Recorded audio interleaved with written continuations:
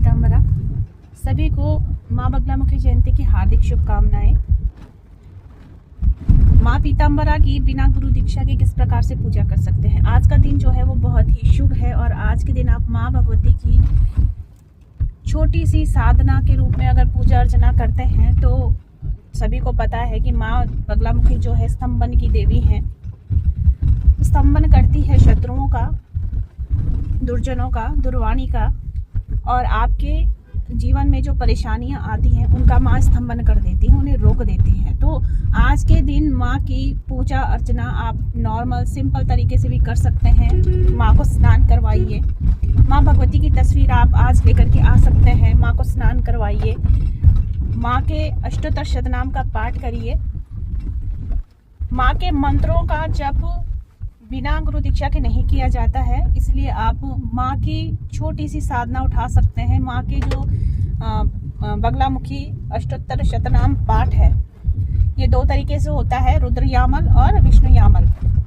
तो विष्णु यामल शतनाम का पाठ आप कीजिए, संकल्प लेकर के कीजिए। 11 पाठ कीजिए, 21 पाठ कीजिए, जितनी आपकी सामर्थ्य है उतना आप कर सकते हैं। इसमें अगर आप 100 पाठ कर लेते हैं बैठ करके, पूरे दिन भर में बांट करके, अगर पूरे दिन भर में आपके 100 पाठ हो जाते हैं तो इससे माँ की असीम कृपा आपके ऊपर होती है। इसलिए ये छोटी सी साधना है जो बिना गुरु के भी आप कर सकते हैं। जिस समय आप ये पाठ करेंगे आप शिव को मन में गुरु धारण कर लीजिए, मन में गुरु मान लीजिए उन्हें।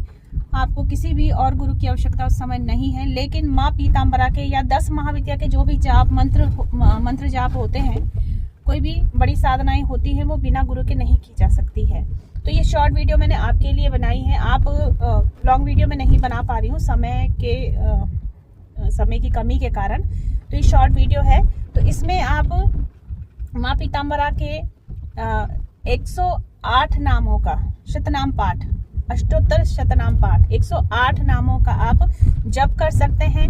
आप छोटा सा उसका हवन भी कर सकते हैं। हवन में वैसे तो सामग्री अष्टोत्तर शतनाम की अलग होती है, लेकिन अभी आपको जल्दबाजी में वो उपलब्ध नहीं हो पाती है, तो केवल आप घी से भी हवन कर सकते हैं। यदि आपको शत्रुओं से भय है तो सरसों का तेल जो होता है उससे आप हवन कीजिए। उसमें थोड़ी सी हल्दी मिला लीजिए और किशमिश मिला लीजिए। आप इन 2 चीज़ों से भी केवल हवन करेंगे तभी भी आपका जो उद्देश्य है वो पूर्ण होगा। लेकिन गलत के लिए आप ये कार्य ना कीजिए, क्योंकि गलत के लिए अगर आप कुछ भी करेंगे तो वो पलट करके आपके ऊपर आता है। आप माँ पर छोड़ दीजिए। आपके शत्रु हैं या कोई भी आपको ऐसी परेशानी है तो माँ पर छोड़ दीजिए। जो माँ को उचित लगेगा माँ वो करेगी।